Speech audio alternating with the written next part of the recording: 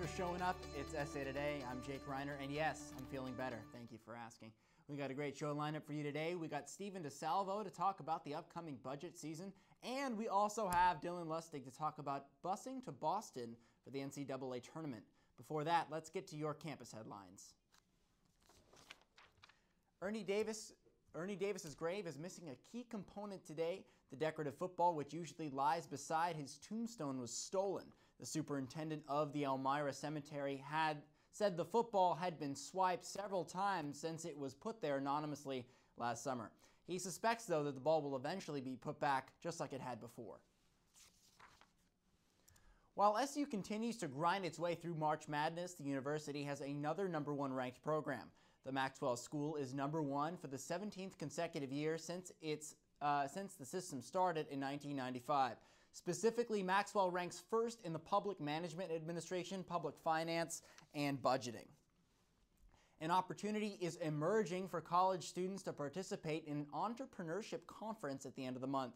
It's called Emerging Talk, a student-run event to network with investors, find potential co-founders, and win cash prizes. Emerging Talk, which has drawn more than 250 people in the past, is open to the public and will take place in New House 3. For more information and to register, go to emergingtalk.com.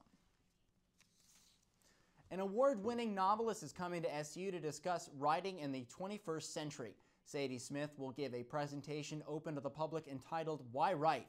Tomorrow night at 7:30 in Hendricks Chapel. Her second novel, The Autograph Man, won the very prestigious Jewish Quarterly Literary Prize for Fiction in 2003. The presentation is yet another installment of the University Lecture Series, which brings individuals of exceptional accomplishment to the university. In honor of Jazz Appreciation Month and 65 years on the air, radio station WAER will be hosting jazz musician Catherine Russell in concert on April 28th. Committed to keeping concerts accessible to their audience, tickets to see Russell are only $20. The event will be held at the Palace Theater at 7 p.m. It's time to hear from your Student Association President, Dylan Lustig. He has the Campus Weekly Address. Dylan? Great. Thanks, Jake, and thanks, CitrusTV, like always, for having me on. This week, welcome back from spring break. I guess at some point the overeating and 12-hour night sleeps need to come to an end. It's good to be back, though.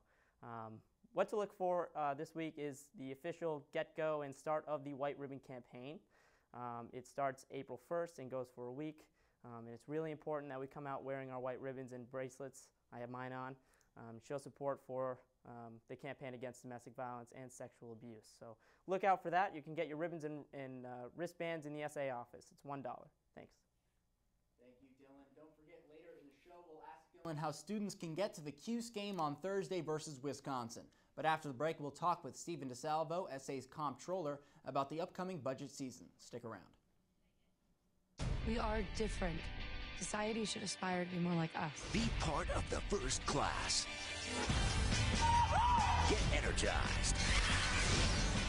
Get outside. Hold on, guys. It's gonna get bumpy. And get moving. Experience the power of physical activity.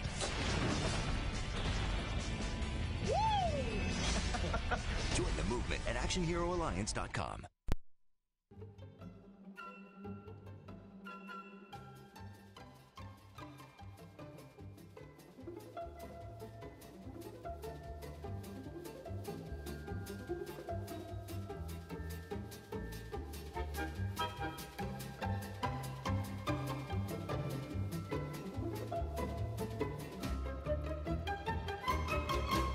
For more simple ways to fight the flu, visit www.flu.gov.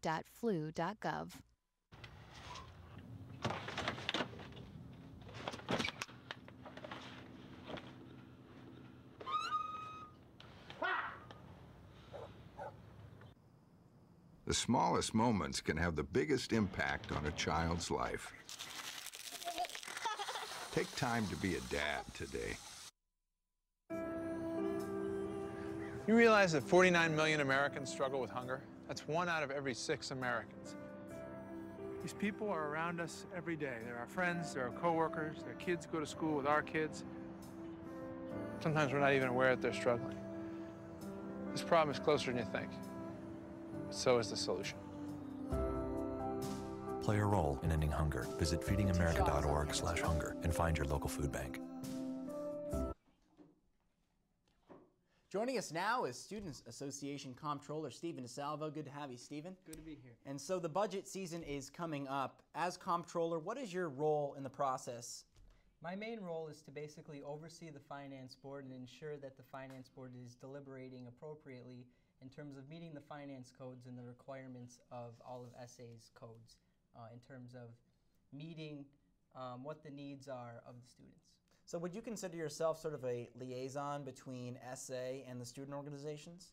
I would see myself as a liaison. However, my main priority is to protect the student fee and, as I said before, to ensure that the codes are being met by the Finance Board in terms of how they allocate the student fee to different groups. So considering all the codes are met and everything's up to speed, how much money is available for those organizations? Well, basically between this semester and next semester we'll have about $2.4 million to give out. Now some of that gets broken down into operating budgets and then programming board budgets, and then from there it gets split between special programming, appeals process, contingency. So when all is said and done, for groups that are not operating and groups that are not considered on the programming board, there's usually between $350,000 and $400,000 each semester available for other organizations. So you mentioned that there's $2.4 million in Yes. that budget. So where is this money coming from? That money comes from the student fee. So every student here on campus pays a student fee of somewhere around $186, and that comes to the Student Association to give to different student organizations on campus. Okay, and so I know that there's a tier system, so that if you're in, you've been an organization on campus for a while, that you have a better shot getting, a little bit more money than other organizations. Could you just explain for us and the viewers what the tier system is? Sure. The tier system is made up of 4 tiers, and basically as you move up in the tier system, you are able to apply for more money. So the first tier is made up of groups that have little or no programming capital, which means they don't have a lot of experience putting on events, and they're entitled to apply to up to $5,000. As you go on, you can move up to $12,000, then $25,000, and then the last tier is tier 4. You can request more than $25,000. And the goal of the tier system is mainly to protect the student fee, to make sure that groups that have no experience putting on events aren't getting money in large sums that might not go to good use. So really it's to protect groups, to protect the student fee, and allow them to work their way up through successful programming and successful events. Okay, and the SA budget hearings are Saturday and Sunday Right. this weekend. What takes place at these meetings if you are a student organization? Sure. So student organizations come in and they're asked to present about their budget for about 2 minutes. And then the Finance Board then will leave the remaining 3 minutes to ask questions about their budget, having already looked at all of the budgets ahead of time. So groups will only get 5 minutes for their first budget and 3 minutes for every budget thereafter if they submit more than one. And it's really just a time for groups to share what they want us to know when we deliberate about their bills, and then also what the Student Association and the Finance Board members want to know about their budget before we deliberate. So it's a good opportunity for organizations to get their voice heard. Right. Okay, thank you very much, Stephen. And Thanks for having as me. many of you know, SU is playing Wisconsin in the Sweet 16 this Thursday. We're going to talk to SA President Dylan Lustig about how you can ship up to Boston. In 1977, an 8-year-old boy picked up the game of golf from his father. The odds of that same boy then making it to the US and European Pro Golf Tours, 1 in 7 million. The odds of the Big Easy winning the US Open twice, 1 in 1.2 billion. The odds of him having a child diagnosed with autism, 1 in 110. Ernie Els encourages you to learn the signs at autismspeaks.org.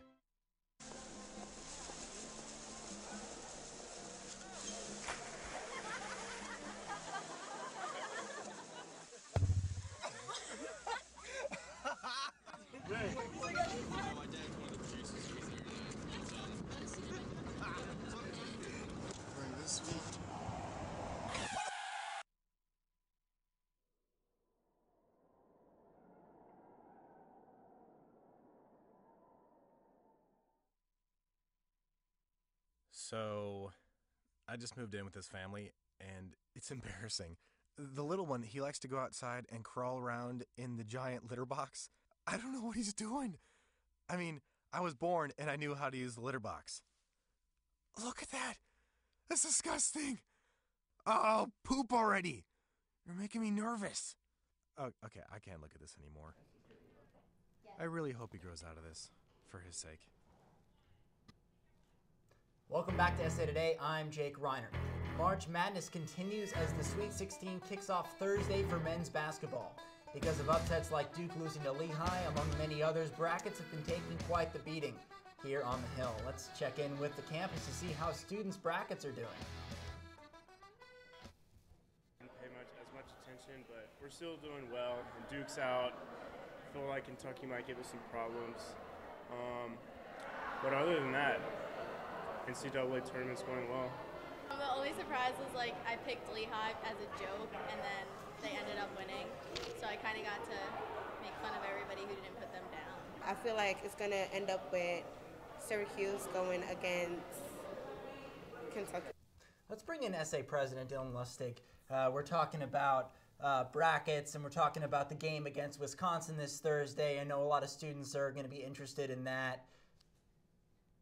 I know that you also have a bus that is going to Wisconsin on Thursday so that students can watch the game live. Can you describe a little bit about how that's going to work? Yeah, so unfortunately my bracket isn't looking too good right now.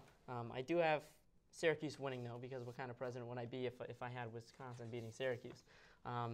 So the buses are going to be pretty cool. What we're doing is we're offering free busing to students who have tickets that are going to Boston. They leave at 11 a.m. And they will return right after the game back to Syracuse. They are free, so that's really great. You have to pay $205 as it is to get the ticket, but they are free. The buses are free. We have one bus. It'll be 55 people, so there are 55 tickets available, and we figure that'll be just about right.